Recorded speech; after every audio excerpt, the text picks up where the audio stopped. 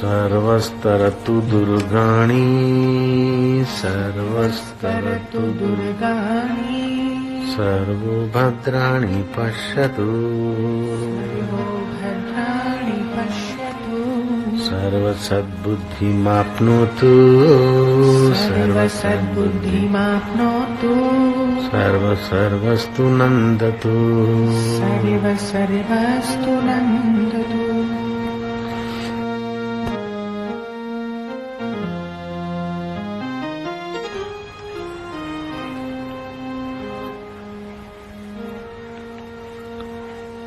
हम सबको सद्बुद्धि प्राप्त हो। सर्वस्तरतु दुर्गाणि हम सब अपने अपने दुर्ग से, दायरे से, संकीर्णता से बाहर आ जाएं, तर जाएं। सर्वस्तरतु दुर्गाणि सर्वो भद्राणि पश्यतु। हम सब मंगलमय देखें। सृष्टि में अगर दुख, शोक, पाप, ताप या अमंगल देखते रहेंगे तो अपना चित्त ही अशुद्ध हो जाएगा। सुनो तात माया कृत गुण अरु दोष अनेक, गुण देखें दोष न देखें, उभय देखें ते अविवेक। अपने हृदय को हम ऐसा बनाए कि संसार की चोटें हमारे चित्त को चलित न करे। सर्वस्तरतु दुर्गाणि सर्वो भद्राणि पश्यतु। हम सब मंगलमय देखें। सब मंगलमय देखने से चित्त जल्दी शुद्ध होगा, प्रसन्न होगा, मधुर होगा। देवलोक में चर्चा हुई कि सब में मंगल देखने वाला ऐसा कौन सा जति जोगी है। कई बुद्धिमानों का नाम आया, तपस्वियों जतियों का, लेकिन सर्वोपरि नाम श्री कृष्ण का लिया गया। कितना भी अमंगल अशुद्ध हो, उसमें श्री कृष्ण मंगल और शुद्ध देखते, इसलिए कृष्ण सदैव प्रसन्न रहते हैं। जो अशुद्ध और दुख देखता रहता है, अपवित्र देखता रहता है, उसका हृदय पवित्र कैसे रहेगा। शास्त्र में तो यहाँ तक है कि रास्ते जाते कोई अपवित्र चीज दिखे तो आपके चित्त पे अपवित्रता का असर पड़ेगा। तुरंत पवित्र करने वाले सूर्य नारायण को देख लो, अग्नि को देख लो, मंदिर के कलश को देख लो, अथवा तो इष्ट मंत्र जप लो या कोई संत महात्मा का दर्शन कर लो। रास्ते में जाते कोई गंदी चीज पड़ी है, कुछ भी ऐसा वैसा, आपके चित्त को ज्यादा देर अशुद्ध या अपवित्र में मत बैठने दो। रक्षताम रक्षताम कोशानाम अपि हृदय कोशम तेन रक्षितम सर्वम रक्षितम इदम। आप रक्षा कीजिए, रक्षा कीजिए। कोशों का कोश जो हृदय कोश है उसकी रक्षा कीजिए। अपना किचन गंदा नहीं रखना चाहते, अपना बाथरूम गंदा रखना नहीं चाहते, लेकिन हृदय गंदा हो रहा है उसका ख्याल नहीं रखते। सर्व भद्राणि पश्यतु सर्व सद्बुद्धि मापनोतु। बुद्धि तो सबके पास है, लेकिन सतबुद्धि से सत्य स्वरूप ईश्वर का दीदार होता है। बुद्धि तो जजों के पास भी है, वकीलों के पास, बैरिस्टरों के पास, बुद्धिमानों के पास बुद्धि तो है, लेकिन सत्य को पाने वाली बुद्धि की मांग है यहाँ वेद में। सर्व सद्बुद्धि मापनोतु सर्व सर्वस्तु नंदतु। हम सब एक दूसरे को मदद रूप हों। स्वर्ग की सभा में सर्वोपरि प्रसन्न रहने वाले गंदी से गंदी व्यक्ति, गंदी से गंदी परिस्थिति, गंदे से गंदे पशु पक्षी में भी श्री कृष्ण अच्छाई देख लेते। भूरी भूरी प्रशंसा हुई। देवेंद्र ने कृष्ण की भूरी भूरी प्रशंसा की।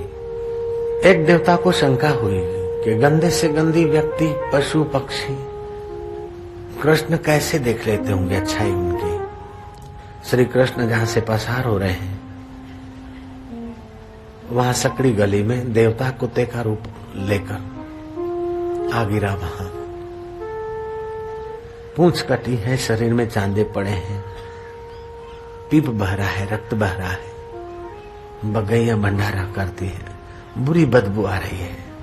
ग्वाल मित्र पसार हुए कृष्ण के साथ। अरे कृष्ण देखो तो, ये कितना अभागा प्राणी है, न मरता है न जीता है, कितना इसके दुष्कृत्यों का फल भोग रहा है। रारा दूसरा कोई रास्ता नहीं, इसलिए यहाँ से गुजरना पड़ा है। ये कितना दुष्कर्मी है, कितना पापी जीव होगा। कृष्ण इसके पाप का फल भोग रहा है। अरे छी। कृष्ण ने कहा पागल हुए हो, उसके दांत चमक रहे, ये उनको उसके पुण्य का फल तुमको नहीं दिखता है? इसके दांत चमक रहे, ये उसके पुण्य का फल है। ऐसे जब कुत्ते के चमकते दांत कृष्ण को पुण्य का फल दिखता है, तो तुम्हारे कुटुंब में पड़ोस में भी किसी न किसी के दांत तो चमकते ही होंगे, या तो बाल चमकते होंगे, या तो उसका चेहरा चमकता होगा, या बुद्धि चमकती होगी। हजार दोषों में भी एक निर्दोषता चमकती होगी। उधर नजर करो तो तुम्हें सतबुद्धि प्राप्त करने में, हृदय शुद्ध करने में सुविधा हो जाएगी। क्या करे, भैंस काली कलूट कौन रखे उसे, और गाय ठीक से दूध नहीं देती, निकम्मी। और घोड़ा तो चुल्लू भर भी दूध नहीं देता, गाय सवारी के काम नहीं आती। और तो क्या बताएं, कुत्ता अपवित्र। संसार बड़ा बुरा है। नहीं, घोड़े से घोड़े का काम लो, कुत्ते से कुत्ते का काम लो, गाय से गाय का, और फैट वाला दूध चाहिए तो भैंस का काम लो।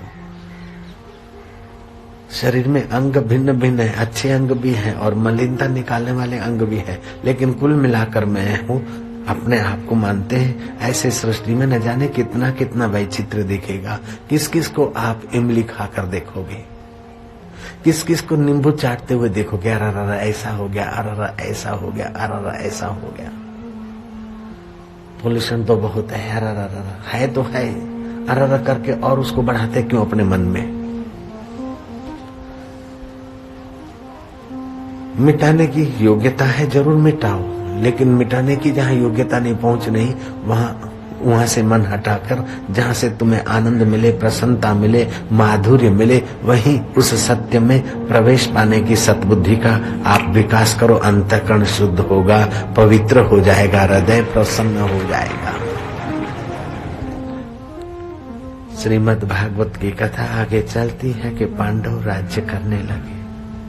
श्री कृष्ण जब विदा ले रहे थे तो कुंता जी को पूछा, बुआ जी क्या चाहिए? कुंता कहती है कि प्रभु केशव, लोग तो बोलते हैं कि तुम धरती का भार उतारने आए, योगेश्वर कहते हैं कि हमारे योग में पुष्टि देने आए, पौराणिक कहते हैं कि वसुदेव देवकी ने अगले जन्म में तप किया था और आपसे आप जैसा ही पुत्र मांगा था, इसलिए आप आए, यदुवंश की शोभा बढ़ाने को आए। लेकिन हे केशव, मैं तो ये समझती हूँ कि आप मेरे लिए ही धरती पर अवतरित हुए हैं। जब जब हमको दुख पड़ा तो कृष्ण तुम आए, लाक्षागृह से रक्षा तुमने हमारी करवाई। द्रौपदी की भर सभा में दुशासन उसको नग्न किया जा रहा था, तुम इन्हें साड़ियों का अवतार लेकर कृष्ण हमारी रक्षा की। दुर्वासा के श्राप से तुमने हमको बचाया और द्रौपदी के 5 पुत्र अश्वत्थामा ने मार दिए, उस अधम को पकड़ के तुम ही लाए। हे केशव, जब जब विपत्ति पड़ी, दुख पड़ा तो तुम जल्दी आए। अब हमें राज्य मिला है, सुख मिला है तो तुम जा रहे हो। हम तो तुमसे दुख ही मांगते कि इस बहाने तुम्हारा दीदार होता रहे, तुम्हारा सानिध्य मिलता रहे। संसारी सुख भोगने से तो मन खोखला हो जाता है, लेकिन आत्मा का सुख भोगने से मन प्रभावशाली हो जाता है। संसारी वस्तुओं का उपयोग करो, लेकिन इसमें सुख भोग बुद्धि निकाल दो, फिर राज्य या वैभव या फ्लैट या तुम्हारा ऐहिक वैभव तुम्हें फंसाएगा नहीं। श्री कृष्ण से कुंता ने जो मांगा है शायद किसी महिला ने मांगा हो। श्री कृष्ण द्वारका गए, अपनी लीला संकेली। पांडवों को भी लगा कि अब संसार में मानो सत्व चला गया है। जैसे सूर्य के जाने से कमल मुंद जाते हैं, ऐसे हृदय कमल सबके संकुचित हो गए। वो प्रसन्नता कहाँ, वो माधुर्य कहाँ, वो आनंद कहाँ जो केशव के होने से होता था। पांडवों ने स्वर्गारोहण का निर्णय करा और अधिकारी अपने पौत्र परीक्षित को राज्याभिषेक किया। परीक्षित ने राजकाज अच्छा चलाया। विचरण करने जाते लोग बोलते ये वही राजा परीक्षित है जिनकी गर्भ में भगवान ने रक्षा की थी, जिसकी माँ भगवान को कहती थी कि मुझे मेरे प्राण चले जाए तो चले जाए, लेकिन मेरे पेट में आपके भक्तों का वंशज है, आप अपने भक्त वंशज की ही रक्षा करें केशव। और भगवान ने रक्षा की जिस परीक्षित की, वो राजा परीक्षित आ रहे। अरे इनकी दादी भी भगवान की भक्त, इनके दादा भी भगवान के भक्त, इनकी माँ भी भगवान की भक्त, और कुंता जी भी भगवान के भक्त, भीम भी भगवान के भक्त। ऐसे राजा परीक्षित को देव तुल्य लोग आदर देते थे। परीक्षित विचरण करते करते जहाँ भगवान की चर्चा करने वाले संत सज्जन मिलते, वहाँ भाव विभोर हो जाते, अंतरात्मा का सुख लेते, भक्ति रस का सुख लेते, विषय विकारों की सुख की, विषय विकारों की खाई में अपने को नहीं गिरने देते थे। राज्य वैभव तो था, कोई साधारण राज्य नहीं था, एक छत्र सम्राट थे। छोटे मोटे राजाओं पर तो उनकी हुकूमत चल रही थी, विजेता हुए थे, लेकिन कलयुग पर भी उनकी हुकूमत चलती थी। ऐसे भी राजा थे। और परीक्षित ने हाथ जोड़कर सुखदेव जी मुनि को प्रार्थना की, हे प्रभु, मनुष्य को अपने जीवन काल में क्या करना चाहिए, और मृत्यु निकट हो, 7 दिन में मरना हो तो उसको क्या करना चाहिए। मनुष्य का हित किसमें है, मनुष्य का वास्तविक में मंगल किसमें है। अल्पमति के प्राणी तो मन में जैसा आता है ऐसा ही करते, मन में जैसा आता है ऐसे पतंग ये करते हैं, दिए के आगे आनंद लेने मजा लेने जाते, जल मरते हैं। मछली को मन में आता है ऐसे ही जाती है, कुंडे में फंस मरती। ऐसे जीव एक एक विषय के सुख में जैसा मन को आता है वहां करने लग जाते और आयुष्य नष्ट हो जाती है। मुनीश्वर, अली पतंग मृगमीन गज, एक एक रस आँच, तुलसी तिनकी कौन गति, जिनको बापे 5। पतंग रूप देखकर खप जाता है, भंवरा रस में ही फंस मरता है, सुगंध में फंस मरता है, मछली जीभ के स्वाद में फंस मरती है, हाथी स्पर्श के सुख में फंस मरता है, हिरण गीत के ध्वनि के सुख में फंस मरता है, शिकार हो जाता है उसका। एक एक इंद्रिय की आसक्ति में जीव फंस मरता है। तो मनुष्य 5 इंद्रियों में रम रहा है, उसका कल्याण कैसे हो। सुखदेव जी महाराज कहते हैं कि जो बुद्धिमान है, जिनको मौत दिखती है, शरीर की मौत होने वाली है, आयुष का एक एक दिन बीत रहा है, ऐसा जिनके पास विवेक है, हे परीक्षित, तुम्हारे जैसों के लिए 7 दिन काफी है। लेकिन जिनको इंद्रियों के सुख भोग भोग कर अपने को खपाना है, उनके लिए तो 7 जन्म भी कम है। बुद्धिमान के लिए संसार सागर तरना गौपद की नाई, जैसे गौ के खुर का खड्डा लांघना कोई कठिन नहीं है। और मूर्ख के लिए, जो संसार को सत्य मानकर मजा लेकर सुखी होना चाहते हैं, उनके लिए तो संसार महागंभीर सागर है। पहले स्कंद में परीक्षित के सुंदर सुंदर प्रश्न हैं।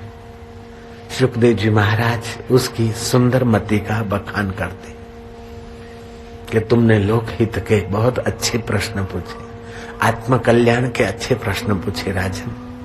सुखदेव जी के परीक्षित के प्रश्नों का उत्तर जब सुखदेव जी देते, वहां से दूसरा स्कंद प्रारंभ हो जाता है। सुखदेव जी महाराज कहते, तस्मात् सर्वात्मनः राजन हरि अभिधीयते है। श्रोतव्य कीर्तितव्य स्मृतव्यो भगवत नृणाम। मनुष्य को सर्वकाल में भगवत तत्व का ज्ञान सुनना चाहिए, भगवान की कथा सुननी चाहिए, भगवान के स्वरूप का अनुसंधान करना चाहिए, भगवान नाम का कीर्तन करना चाहिए। जीवन काल में ये आदत डाल दे। आपके मन में 1 घंटे में 50 विचार उत्पन्न होते हैं, लेकिन 50 विचार 50 संकल्प आप क्रियान्वित नहीं करते। उसमें जो प्रभावशाली होता है वही आपका क्रियान्वित होता है और उसी की स्मृति रहती है। मानो आप 15 घंटे जगते हैं तो 500 संकल्प होते होंगे, लेकिन उसमें जो प्रभावशाली संकल्प है उन्हीं की स्मृति रहती है। कल्पना करो कि 15 संकल्पों की स्मृति रही।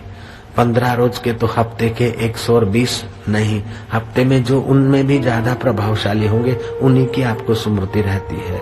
मान लो कि हफ्ते में 50 रहे तो महीने में 200 संकल्पों की स्मृति रहेगी या प्रभाव रहेगा चित्त पर? नहीं, उन 200 में भी जो अधिक प्रभावशाली है वही रहेंगे।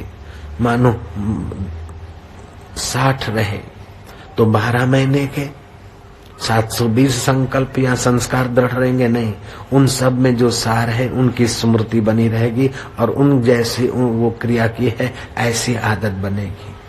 तो वर्ष में 5-25 जो संकल्प प्रभावशाली है उसकी स्मृति और आदत बनी। आप 25 वर्ष जिए तो वर्ष के 25 तो 25 वर्ष के गिनो तो वो सब के सब संकल्प नहीं आपको आदत बनाएंगे। उनमें भी जिसको आपने ज्यादा सहमति दी है, जिसको ज्यादा सत्य माना है, वही आपके स्वभाव को ढालेंगे और उसी की स्मृति बनेगी। तो आप जिसको ज्यादा महत्व देते हैं, ज्यादा सत्य मानते हैं, ऐसा ही आपका स्वभाव और ऐसी आपकी स्मृति और मति बनती है और जैसी मति ऐसी गति होती है। इसलिए आप स्मृति हरि की कीजिए, प्रभाव हरि का रखिए और मति हरिमय बनाइए तो मुक्ति का अनुभव हो जाएगा। ये आपके हाथ की बात है।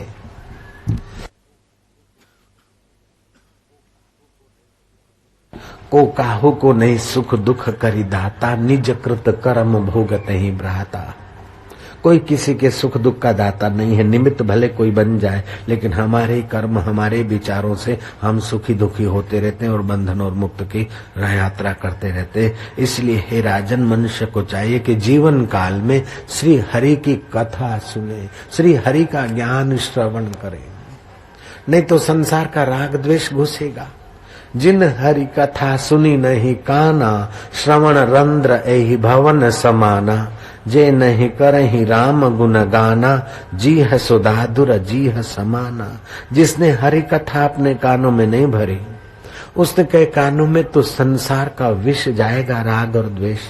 या तो अब संसार का चिंतन नहीं करेगा तो अपना चिंतन करेगा, अपना अस्मिता आएगी, वो भी दुख देगी। इसलिए भगवान की कथा सुने तो भगवान का चिंतन होगा, भगवान का चिंतन करेगा, भगवान का स्मरण करेगा तो चित्त में भगवत भाव प्रकट होगा। भगवत भाव प्रकट होने से राग द्वेष और अभिनिवेश ये बह जाएंगे और चित्त भगवानमय बन जाएगा। चित्त चेतन को ध्याये चेतन रूप भयो है, चित्त विषयन को ध्याये विषयन रूप भयो है। हम जब शत्रु का चिंतन करते हैं, कुमारिल भट्ट उच्च विद्वान हो गए। कुमारिल भट्ट लिखते हैं कि आप नहीं चाहते कि आपके नगर में आपका दुश्मन, कट्टर दुश्मन आपके नगर में रहे, आप नहीं चाहते।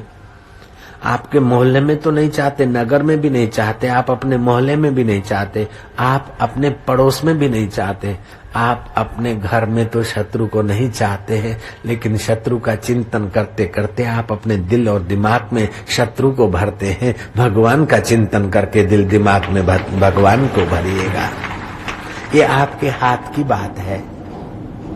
परीक्षित ने सुखदेव जी महाराज के चरणों में प्रश्न रखा और सुखदेव जी ने उत्तर दिया।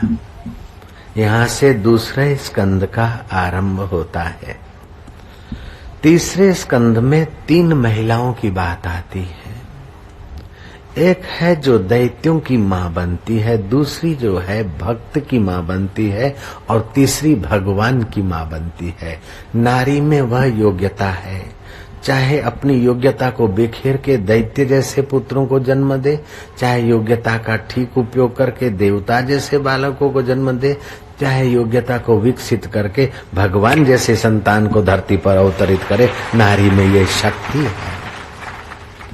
और तो क्या बताए, पति अगर साथ नहीं दे तो बाबा नारी क्या करे बेचारी। पति ऐसा हो तो फिर क्या करे, तो उसकी बात भी बताते हैं। कयादु का पति हिरण्याकश्यपु बड़ा भयंकर था, फिर भी कयादु ने अपने गर्भ से पहलाज जैसे आत्मा को अवतरित किया। ये कयादु की कथा भी तुम सुनोगे।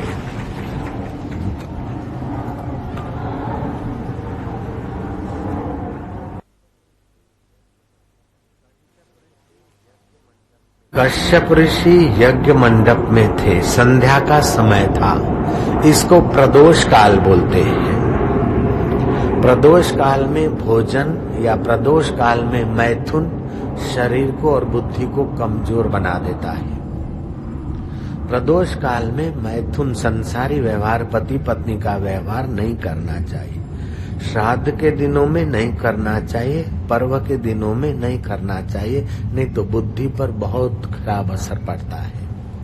मासिक धर्म में तो कतई नहीं करना चाहिए, नहीं तो पुरुष की आयु और मति जल्दी क्षीण होती है।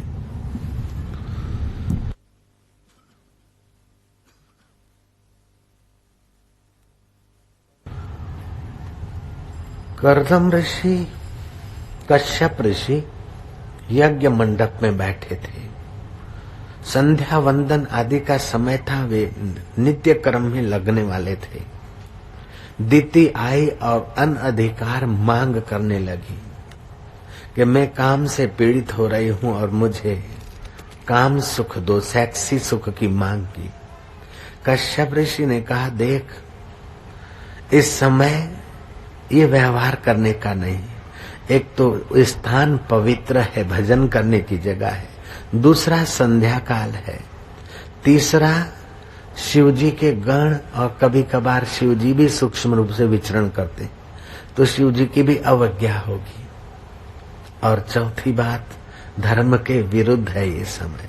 और पांचवी बात, मैं पति हूं, मना कर रहा हूं, तू समझ जा। लेकिन दीति को काम ने ऐसा झपेटे में लिया कि दीति मानी नहीं। कश्यप ने भगवान को हाथ जोड़कर दीति के साथ संसारी, सेक्सी, काम विकारी व्यवहार किया। तुरंत नहा धो के शुद्ध हुए, कुछ शरीर को बल मिले ऐसा पेय पदार्थ, पवित्र पदार्थ पी लिया।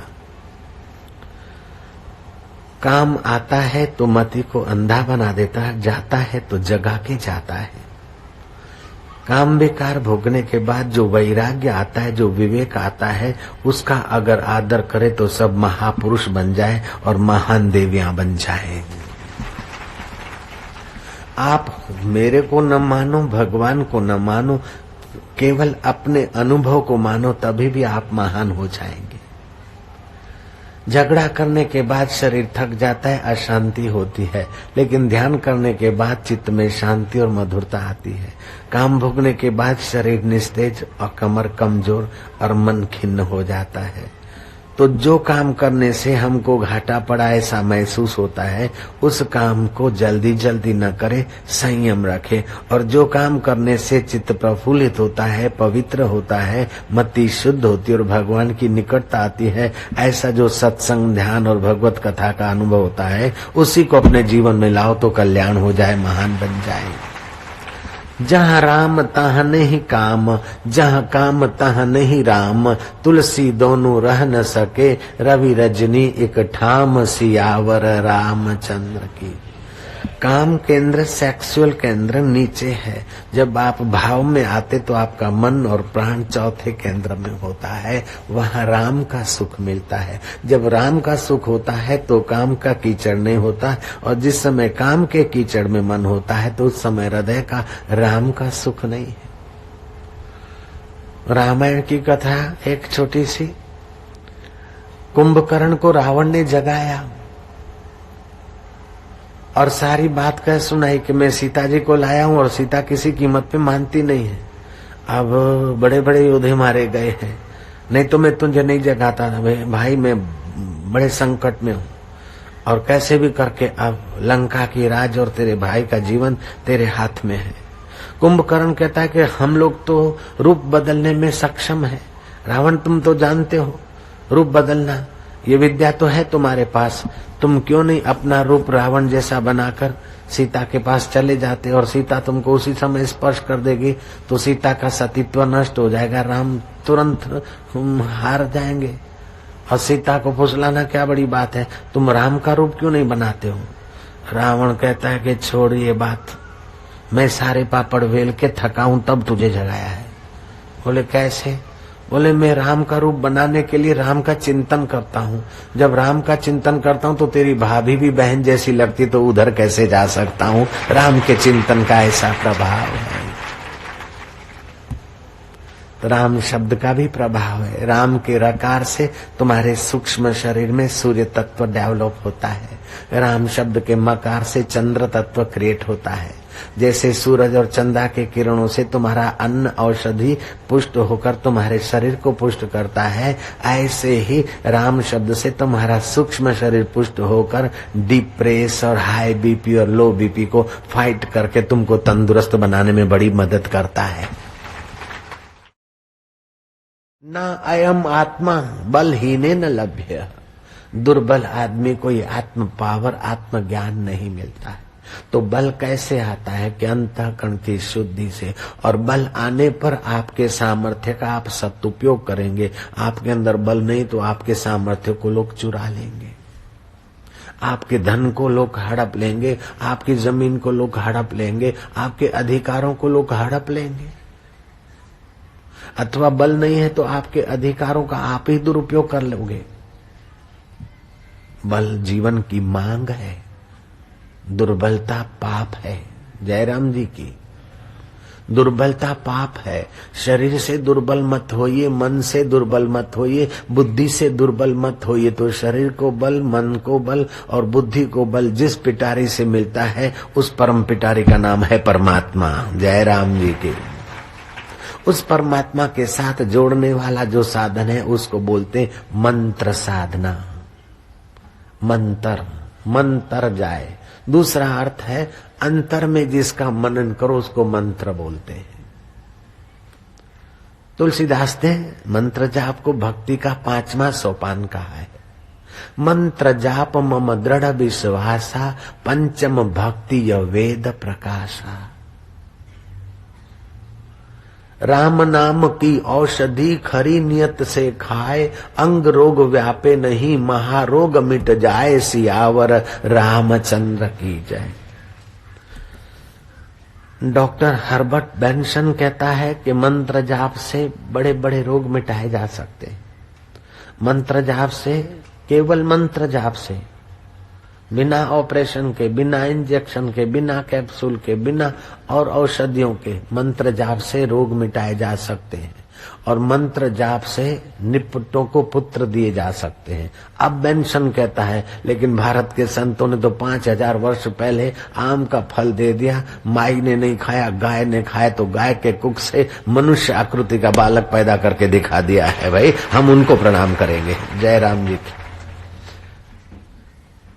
बोस्टन की हार्वर्ड यूनिवर्सिटी में डॉक्टर हर्बर्ट बेंसन ने वर्षों के अभ्यास के बाद ये सत्य का कुछ अंश पाया है। दुनिया चकित हुई, लेकिन सारा ब्रह्मांड चकित हो जाए ऐसे आविष्कार हमारे ऋषियों ने कर करके छोड़ रखे हैं और वहां रुके नहीं हैं, उससे भी आगे।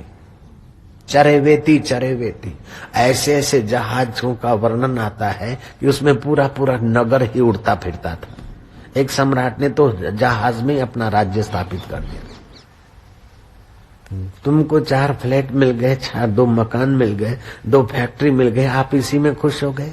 सिंधी में चौड़िया चरीरन भूडे में ही खुश है। चरीरन भूडे में ही खुश। जो पगली होती है ना उसको बोले तो खुश होती है, वैसे हकीकत में है तो ये तो एक अपमान है, लेकिन पागल उसी में खुश हो जाता है।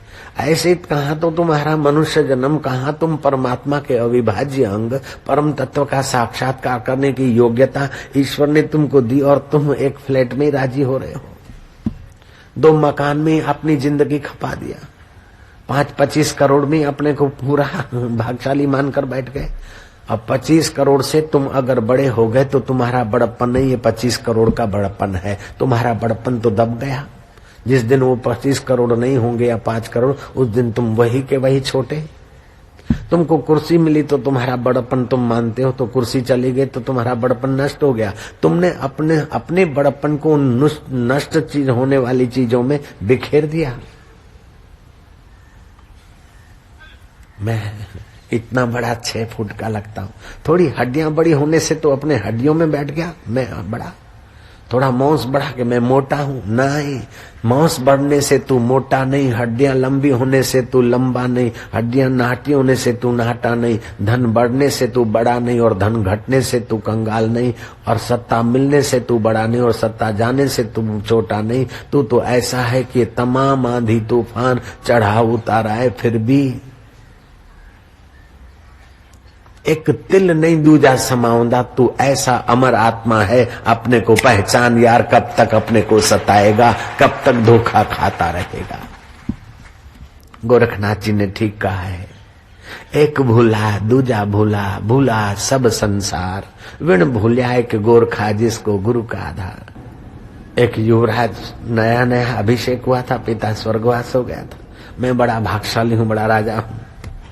महल में अपनी पत्नी के साथ बैठा था। संध्या रात बीतने को रात उतर आ रही थी। संध्या के बाद कोई साधु आया, उसने अपना कंबल बिछाया और युवराज कहता है कि देख, वो भी युवान साधु, में भी युवान, मैं तो महल में मौज कर रहा हूँ और वो बेचारा मंदिर के प्रांगण में फुटपाथ जैसे एक चबूतरे पे सो रहा है। देख, मैं भाग्यशाली हूँ, वो साधु कितना भागा है। पत्नी से गपशप लगाते रात जैसे भी बीती। सुबह हुआ, वो घोड़े पर बैठकर सैर करने गया और वो संत भी घूमते घामते उसी इलाके में पहुंचा था। उसने टोंट मारते हुए कहा, क्यों महाराज, रात कैसे बीती? संत जान गए, बोले बहुत बढ़िया। कुछ तो तुम्हारे जैसी राजन। बोले तुम जानते हो मैं राजा हूँ? हाँ हाँ। कुछ तो तुम्हारे जैसी और कुछ तुम्हारे से बढ़िया। बोले व्हाट यू से, महाराज तुम क्या बोलते हो? मैं सम्राट हूं और मेरे महल के सामने आप चबूतरे पे पड़े थे। मेरे जैसी रात तुम्हारी कैसे बीत सकती है? महाराज ने कहा, ध्यान से सुनो। गहरी नींद में बड़ा महल हो चाहे चबूतरा हो, गहरी नींद में उसकी कोई स्मृति नहीं रहती। गहरी नींद में जैसा तुम अविद्या व छिन्न चैतन्य में, ऐसे हम। गहरी नींद में तो तुम्हारी और हमारी एक जैसी स्थिति थी। जब जब तुम जगते थे तो तुम चमड़े चाट कर सुख लेते थे, अपने को सताकर सुख लेते थे, और जब मैं जगता था तो राम का चिंतन करके अपने आप में सुखी होता था। बच्चे को जन्म देने के लिए संसार में उतरो, शास्त्रों की मना नहीं है, लेकिन एक दूसरे के शरीर को सता के जो सुखी होना चाहते हैं और फास्ट सुखी होना चाहते हैं, उनके लिए एड्स भी खड़ी रहती है, जयराम जी की। उनके लिए और कमजोरी और बीमारियां भी सामने मुंह दिखाती रहती। जितना माणिया खुशियां उतना भया रोग, खलड़ खादे जो मार पई तो गिर खादे क्या होए। दुनिया के जो मजे हैं हरगिज कम न होंगे, चर्चे यही रहेंगे, अफसोस हम न होंगे। हमारा शरीर मर जाए उसके पहले हमारा अज्ञान मर जाए, ये गीता का उद्देश्य है, ये सत्संग का उद्देश्य है।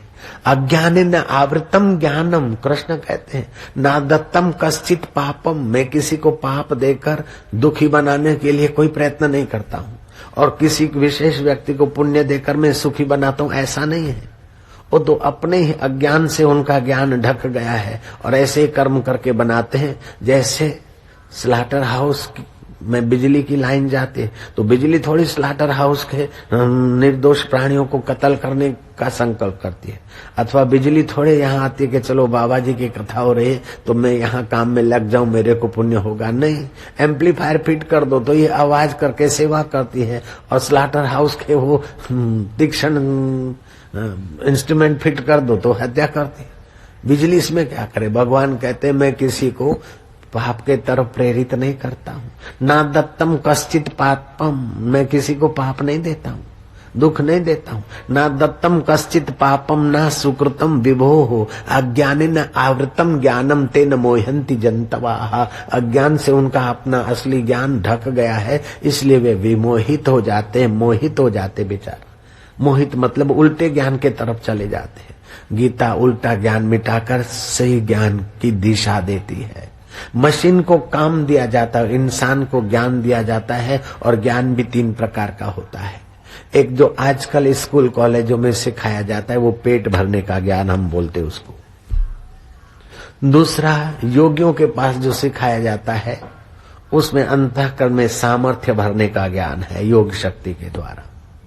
जैसे तुम प्राण चलाते हो तो तुम्हारे प्राण का फोर्स अगर 11 उंगल पर रखो तो तुम्हारे हृदय में आनंद, उल्लास, प्रसन्नता आदि गुण प्रकट होंगे। ऐसे वो जो योगिक परंपरा का ज्ञान है, तो एक ऐहिक ज्ञान, दूसरा योग विद्या का ज्ञान, और तीसरा ऐहिक ज्ञान और योग विद्या का ज्ञान जहां से आता है उस पर ब्रह्म परमात्मा का ज्ञान, उसको आत्मज्ञान बोलते हैं। 3 प्रकार का ज्ञान होता है।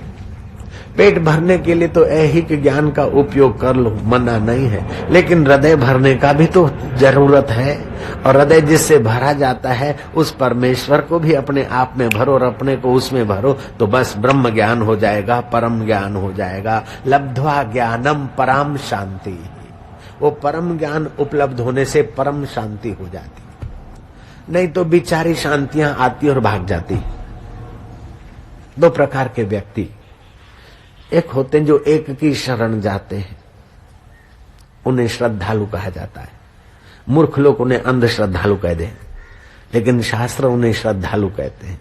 कृष्ण उनको प्रेम करते हैं। श्रद्धावान लभते ज्ञानम, श्रद्धालु ही वास्तविक ज्ञान को, परम ज्ञान को उपलब्ध कर सकता है।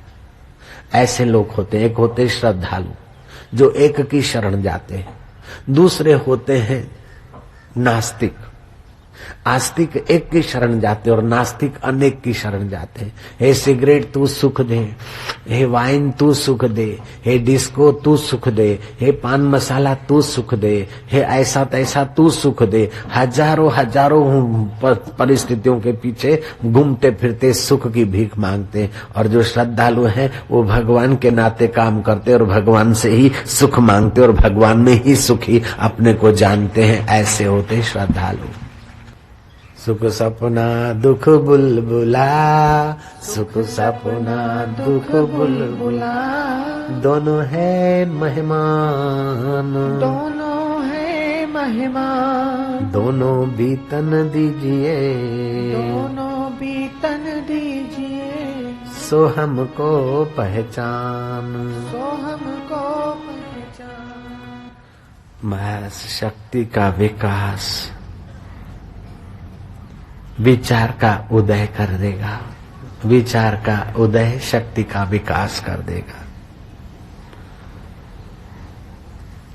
उस परमात्मा में प्रीति होने से आपको विचार उत्पन्न होगा, क्योंकि वो ज्ञान स्वरूप है। और विचार उत्पन्न होने से आपकी प्रीति दृढ़ होगी। आप शरीर को खोजेंगे न तो आपको वैराग्य होगा, और अपने को खोजोगे तो प्रेम होगा। शरीर को खोजोगे तो कैल्शियम मिलेगा, शुगर मिलेगा, और अपने को खोजोगे तो अमरता, चैतन्य, आत्मा, ब्रह्म मिलेगा। अपने को खोजो। नानक जी ने कहा, मन तू ज्योति स्वरूप अपना मूल पिछाड़। अपने मूल को खोजो। अपने को सुखों में दबाओ मत और दुखों में अपने को पीसो मत। आंख को मजा दिलाने के लिए बहुत दिखाए, अभी तक उसको संतोष नहीं। इस नाक के 2 छोटे से नथुनों को सुगंधियां, कई परफ्यूम, कई फूल, कई दिखाया, अभी तक संतोष नहीं। इस जीव रानी को खूब खूब चरपरे, खट्टे मीठे स्वाद चखाए, अभी तक इनकी गुलामी से जान नहीं छूटी। इन कानों को कई शब्द सुनाए, कई गीत सुनाए, कई, अभी तक संतोष नहीं, इनके पीछे घिसे जाए। इस चमड़े को, शरीर को कई स्पर्श सुख दिलाए, पति पत्नी का, इसका उसका, गद्दों का, सोफा का, उनका, अभी तक ये त्वचा का सुख की आसक्ति नहीं गई। नहीं, आसक्ति से आसक्ति को काटो। भगवान में और भगवान को पाए महापुरुषों में आसक्ति करो तो संसार की आसक्ति काटने में सफल हो जाएंगे। श्रीमद् भागवत में आता है, कि भगवान कपिल माता देवहूति को कहते हैं कि आसक्ति बड़ा कठिन बंधन है, लेकिन वही आसक्ति सत्पुरुषों में, वैष्णव में, महापुरुषों में हो जाए तो मुक्ति का कारण होती है। आसक्ति से आसक्ति को काटना चाहिए। जब भगवान नाम जप में आसक्ति हो जाए, पांचों कोशों में उसकी असर पड़ती है। और जब भी किसी ब्रह्मवेता महापुरुष के द्वारा दीक्षा मिल जाए और उस दीक्षा मिली और जप करने का नियम बना ले, काम बन जाता है।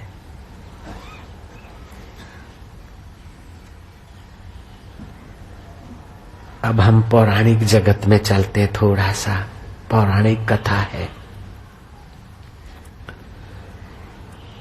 कि धर्मदत्त ब्राह्मण की पत्नी का नाम था कलह। जैसा नाम था ऐसा काम था। वो कलह प्रिय थी, दिन रात अकारण झगड़ा करती थी। जो भी धर्मदत्त बोले उससे उल्टा ही करती थी। धर्मदत्त दुखी होकर अपने मित्र को मिला कि मित्र मैं तो मर गया, मेरे घर में मौत साक्षात रहती है, मैं जो कहता हूं उससे उल्टा काम करने वाली पत्नी मेरे लिए तो मौत है। जो भी कहता हूं, मैं कहता हूं कि आज चावल बनना चाहिए तो बोले चावल, इतनी भी अकल नहीं, आज तो रोटी ही बननी चाहिए। और मैं बोलता हूं करेले की सब्जी होनी चाहिए तो बोले आज और करेला, आज मंगलवार को करेला खाया जाता है, बिल्कुल पागल हो, आज तो बेसन की टिक्कियां बनाऊंगी। अब मैं बोलूं बेसन बना तो बोले बेसन आज नहीं हो सकता, आज तो फुलावर गोभी होनी चाहिए। जो भी मैं कहता हूं बिल्कुल बिल्कुल उल्टा। मैं कहता हूं दही ले आओ तो बस दूध लाएगी, मैं बोलूंगा दूध लाओ तो दही ले आएगी। मित्र ने कहा ये तो बहुत सीधी बात है, तेरे को जो लेना है वो मत कहे, उसके विपरीत कहा कर, अपने आप मिलता रहेगा। वक्र उक्ति, विरोध उक्ति से, युक्ति से, निषेध युक्ति से कहो। तुझे पानी नहीं चाहिए तो तुम बोलना पानी लाओ तो नहीं लाएगी, और तुझे पानी चाहिए तो तू बोलना पानी नहीं चाहिए तो अपने आप लाएगी। उसको मिल गई अटकल। निषेध युक्ति से उसने अपना काम शुरू किया, होने लगा। इतने में धर्मदत्त ब्राह्मण के पिता का श्राद्ध कल को है, अब पत्नी से श्राद्ध करवाना है। बोले देख प्रिय, कल तो मेरे पिता का श्राद्ध है, लेकिन अपने श्राद्ध व्रात करेंगे नहीं। बोले डूब मरो, जिस पिता ने इतना मकान जन्म दिया, मकान दिया, उस पिता का श्राद्ध नहीं करोगे? मनुष्य हो कि धन चक्कर हो, मैं तो श्राद्ध करूंगी।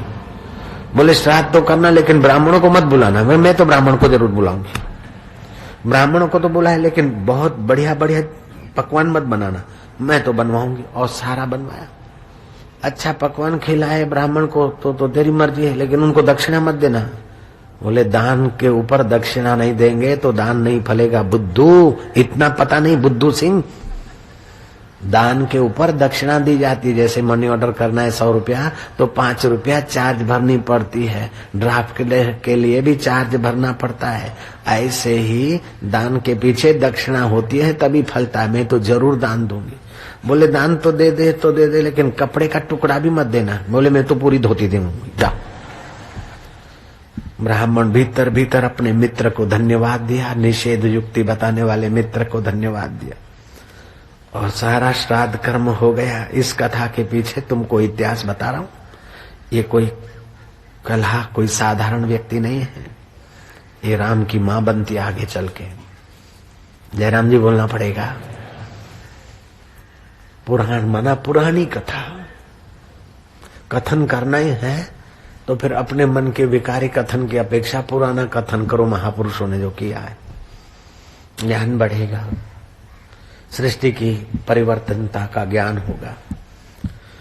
उस कला ने ब्राह्मण को खिला दिया। ब्राह्मण ने जो पिंडदान कराए, जो नवग्रह रखे, अब पति खुशी खुशी में बुद्धू भूल गया। बोले प्रिय जा, इसको पास में तीर्थराज है, गंगा जी बहती, उसमें डाल देना।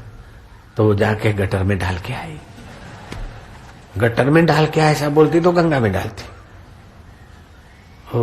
ब्राह्मण ने कहा डाल के आई तीर्थ में। बोले तीर्थ में कहीं डाले जाते, अब क्या उनसे लेना देना, मैं तो गटर में ही डाल के आई, नाली में डाल के आई। बड़ा दुखी हुआ महाराज। ऐसे कभी दुखी कभी सुखी ऐसे थप्पड़े खाते खाते समय की धारा में कलहा मर गई।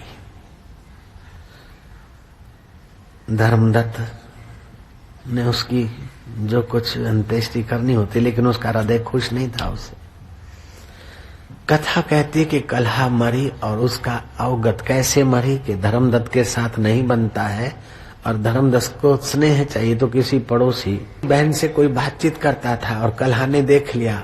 धर्मदत्त के मन में तो कोई कुभाव नहीं था, लेकिन कलहा ने सोचा कि अब मैं जान गई कि उस रांड के साथ लगा है, मैं फांसा खा के मर जाती हूँ ताकि इसको राजदंड मिले। कलहा आत्महत्या करके मर गई। धर्मदत्त ब्राह्मण की थोड़ी निंदा या थोड़ा राज में थोड़ा खिंचाव तना हुआ, कैसे मरी क्या मरी, लेकिन वो तो निर्दोष था, छूट गया। कलहा प्रेत बनी और भयंकर प्रेत योनि में दुख पाने लगी। एक सुबह के समय भिक्षुक ब्राह्मण एकादशी का व्रत पूर्ण करके द्वादशी के समय सुबह 12 के समय मंदिर में जा रहा था प्रभात काल। उस भिक्षुक ब्राह्मण को डरावना रूप दिखाया। प्रेत पहले डरावना रूप दिखाते, सामने वाला डर जाए तब प्रवेश करते, लेकिन वो थोड़े अशुद्ध हों तभी प्रवेश कर पाते हैं। ये तो नहा धो के मंदिर में जा रहा था, डराया, लेकिन ये पूरा डरा नहीं। फिर दूसरा रूप दिखाया, डरा नहीं, फिर भी डरा। वो डर में पूजा की जो थाली थी, भगवान का नाम गुरु मंत्र लेकर पूजा की थाली दे मारी उसके ऊपर। वो पूजा की थाली में जो अक्षत थे, तिलक विलक पुष्प पुष्प थे, भगवान की सामग्री, और भगवान नाम जपता था, उसके प्रभाव से कलहा का कुछ पाप कम हुआ और वो बोलने के काबिल हुई कि ब्राह्मण, मैं तो तुमको डराकर तुम में हावी होना चाहती थी, मैं प्रेतात्मा हूं के भटक रही हूं। सोचा कि ब्राह्मण के घर, ब्राह्मण के शरीर में जाकर कुछ आराम पाऊंगी, अपनी वासना ऐसा खाऊंगी पीऊंगी, लेकिन अब तुम्हारे इस पूजा और मंत्र के प्रभाव से मुझे पूर्व जन्म की स्मृति आती है। मैं धर्मदत्त की ब्राह्मण की पत्नी थी और मैं उल्टा करती थी, अपने जूठे बर्तनों में पति को खिलाती थी और जो पति कहे उससे मैं उल्टा करती थी। उनके अंतर में आत्मा परमात्मा है, ऐसा सत्संग और ज्ञान मुझे नहीं था, इसलिए पति को ठीक करूं, पति को ठीक करूं। ये भी दिन के तारे देखे। जो दूसरे को दबा के सुखी अपना ऊंचा होना चाहता है, वो अपने लिए ही दुख पैदा करता है। दूसरे को दबाकर ऊंचा मत बनो और दूसरे से दबकर नीचा मत बनो। एक दूसरे के अंदर जो परमेश्वर है उसके साथ न्यायमय व्यवहार करके उन अपने और दूसरे की ऊंचाई का सोचो तो तुम्हारा ऊंची यात्रा होती है। इस प्रकार का ज्ञान कलहा को नहीं था। कलहा ने कहा कि हे भिक्षुक ब्राह्मण, अब तुम्हारे इस मंत्र से और पूजा के सामान के स्पर्श से मेरे को पूर्व जन्म की स्मृति आती है। देव, अब ऐसी कृपा करो कि मुझे इस प्रेत योनि से छुटकारा मिले। मुझे ये भी सुमरण है कि मैं मर के गई और यमराज ने मुझे कहा कि अभी तो तू प्रेत योनि में भटकेगी, फिर तू सूरी बनेगी, क्योंकि जूठे बर्तन में पति को खिलाने से सूरी बनने का दंड मिलता है। फिर तू अनाप शनाप बकती थी, लाते मारती थी वाणी की, तो लात मारने वाली गधी की योनि में तुझे जाना पड़ेगा। अब इन योनियों की याद आते ही मैं कांपती हूं, मेरे उद्धार का उपाय करो। भिक्षुक ब्राह्मण ने अपने गुरु मंत्र का अवलंबन लेकर जप किया और जप करते हुए एकादशी के व्रत का फल उसकी सदगति में लगाया और जप का फल उसको अर्पण किया। इतने में कथा कहती है कि उसका प्रेत योनि छूटा और देवदेही उसने धारण कर ली। विमान आए और विमान के पार्षदों ने कहा कि हे भिक्षुक ब्राह्मण, तुमने इस कलहा को दुर्गति से सदगति के तरफ की यात्रा कराई, तुम पुण्य आत्मा हो। अभी तो ये कलहा स्वर्ग में आ रही है, समय पाकर तुम भी वैकुंठ में आओगे और तुम्हारी ये अर्धांगिनी होगी और तुम फिर थोड़ा तप करोगे और भगवान वरदान देंगे और फिर तुम राजा दशरथ बनोगे और तुम्हारी ये कैकेयी रानी बनेगी। वही भूतपूर्व कलहा कैकेयी बनी है। कर्म की गति है, उतार से चढ़ाव, चढ़ाव से उतार। तो कलह को कलह पहले था, तो कई बनने के बाद भी कलह की चाबी मंथरा की, कौशल्या को नहीं लगी, सुमित्रा को नहीं लगी, और जगह नहीं लगी, कलह में ही कलह की चाबी लगी, क्योंकि पुराना स्वभाव कुछ अंश रहा। हमारे पुराणकारों ने और ऋषियों ने कितना प्रकृति के साथ एक तांता शादी होगी, मंत्र विज्ञान कितना उनका सूक्ष्मतम पहुंचा होगा कि कौन सा जीव कौन सी योनि में था और कहाँ से घूम के आया। ये भी मंत्र दृष्टा महापुरुषों ने पुराणों में लिख रखा है। मैं उन विज्ञानियों को धन्यवाद तो करूंगा, लेकिन प्रणाम तो उन ऋषियों के ज्ञान को ही करता हूँ। जय राम जी।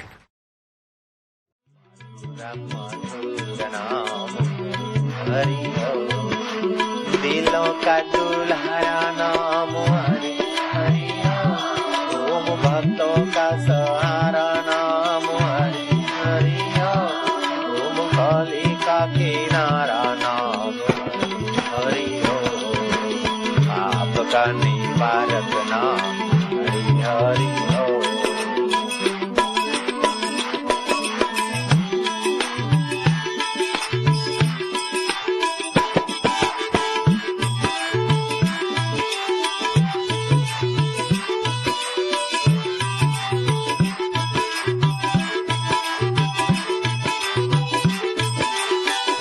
तुम्हारी रग रग पावन हो गई है ना, तुम्हारा रक्त का कण कण पवित्र हो रहा है ना, और तुम उससे प्यार कर रहे हो, तुम स्वयं प्यारे हो रहे हो ना।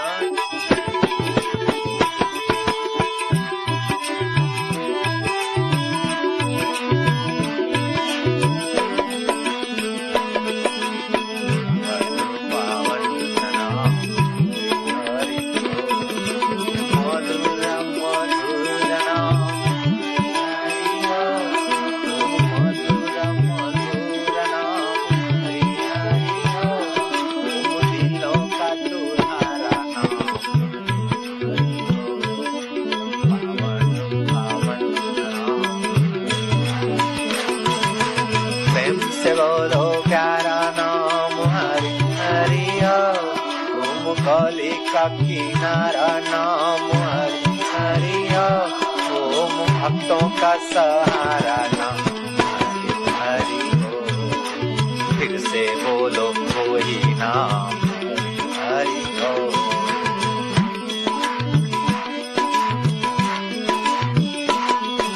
भय नाशन दुर्मति हरण, कली में हरि को नाम, निश दिन साधक जो जपे, सफल होवै सब काम।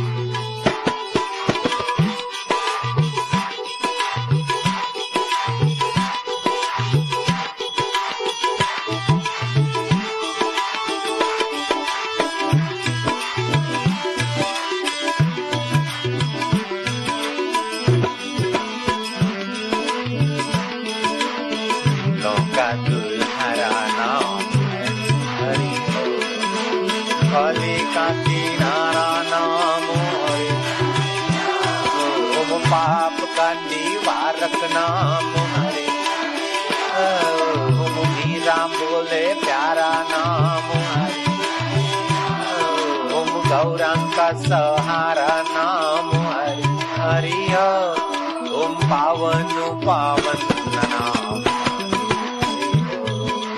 मधुर मधुर नाम हरि ओम।